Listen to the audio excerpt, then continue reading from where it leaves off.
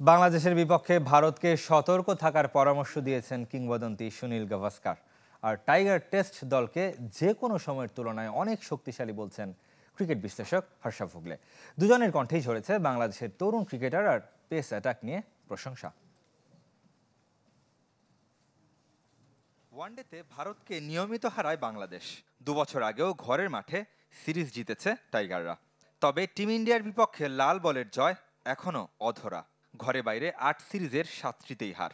2015-তে ফতুল্লায় 1 match সিরিজের test বৃষ্টিতে ভেসে যাওয়ায় ওই একটাই ড্র সম্বল। কিন্তু টেস্টে এবারের বাংলাদেশকে আগের সাথে তুলনার সুযোগ নেই। তাই সাবধান বাণী সাবেক অধিনায়ক সুনীল গাভাস্কারের। বিশ্বমানের থার্মিক্স রড সালাম স্টিল থার্মিক্স, দেশের একমাত্র থার্মিক্স রড।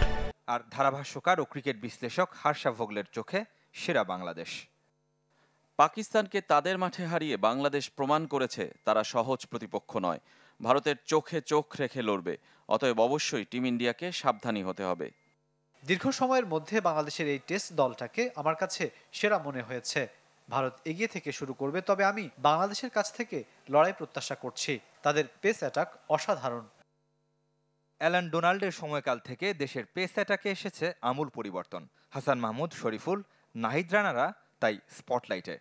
মূলত তরুণদের অকুতোভয় দৃষ্টিভঙ্গি বদলে যাওয়া বাংলাদেশের নেপথ্যে, বলছেন সুনীল গাভাস্কার। তাদের চমৎকার কিছু ক্রিকেটার রয়েছে, কিছু তরুণ তুর্কি রয়েছে যারা প্রতিপক্ষ কে সেটা নিয়ে ভাবে না। আমি এই সিরিজটাকে গুরুত্ব দিয়ে পর্যবেক্ষণ করব। বড় দলগুলো নিয়মিত বাংলাদেশকে আমন্ত্রণ না জানানোয় হতাশ হর্ষা। ভারত আবারও বাংলাদেশকে আমন্ত্রণ জানানোয় আমি খুশি। দুর্ভাগ্যজনক ব্যাপার হলো তারা এমন একটি দল যাদের নিয়মিত আমন্ত্রণ জানানো হয় না। 2010 সালের পর তারা ইংল্যান্ডে কোনো টেস্ট খেলেনি। 2019-এ সবশেষ ভারতের মাটিতে টেস্ট খেলেছিল বাংলাদেশ। রেদওয়ান শুয়েব, চ্যানেল 24।